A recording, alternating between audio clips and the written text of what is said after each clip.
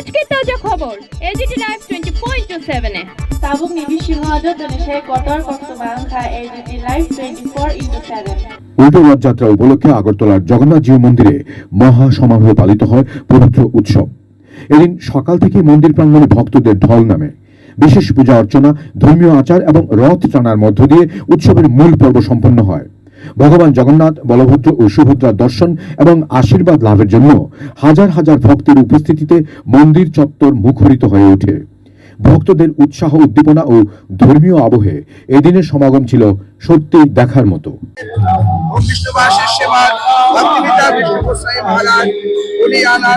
National প্রচার পার্টিকে নিয়ে আজকে এখানে উপস্থিত হয়েছেন। আপনাদের সবাইকে উৎসাহ দেওয়ার জন্য আপনারা সবাই সম্মিলিত হন,